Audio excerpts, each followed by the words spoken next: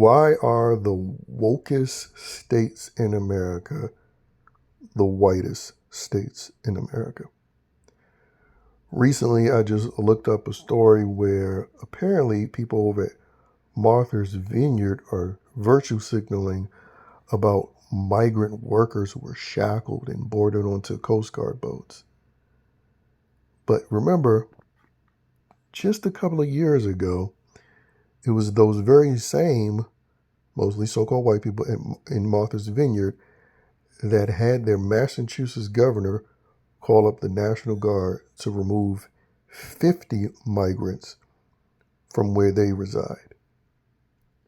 And then I saw a story from Whitest, Montana. You can't get whiter than that, where you had a bunch of, mostly white folks, of course, talking about abolish ICE and waving the rainbow flag, obviously in reaction to what's going on in, more urban areas where deportations are taking place, but don't have to take place as much in a Whitest, Montana, because they lack diversity.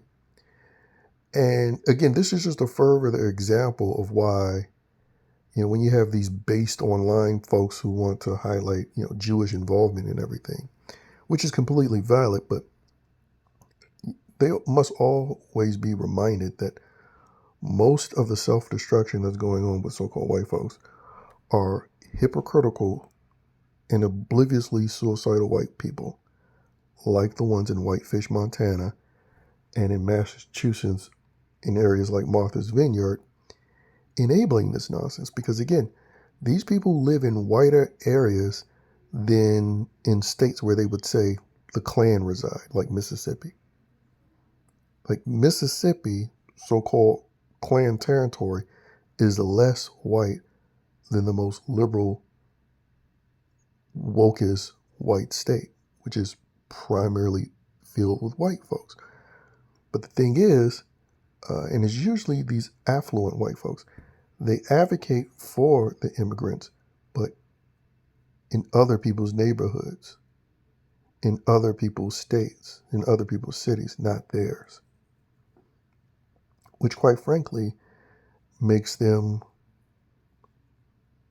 far more hateable than any sort of,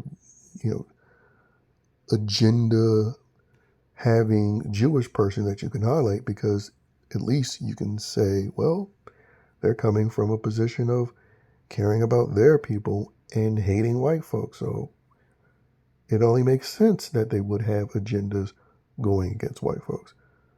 But when it's so-called white folks handicapping themselves and then ultimately ruining the land for us all, because quite frankly, I don't want diversity leadership in America. We see how that goes in other, nations that are ran by blacks and browns, which is why you have so many illegals storming this country. It doesn't go well. So that not only are they ruining it for themselves initially, but ultimately they ruin it for us all by being the shameless hypocrites and obliviously suicidal morons that they are. Because ultimately, the diversity will come their way as this stuff spreads more and more, but they're so selfish. They sort of unconsciously figure that, well, it won't happen in their lifetime, which again shows they don't give two shits about their kids or their grandkids and descendants beyond, because they're not thinking about their lifetimes where they're going to actually have to experience living as a minority amongst a group of people that's constantly bringing up how their ancestors were colonizers and we're on a revenge mission. Those are the people, the people that are real young right now or who haven't been born yet, that's going to suffer the brunt of this mass migration into this country by diversity.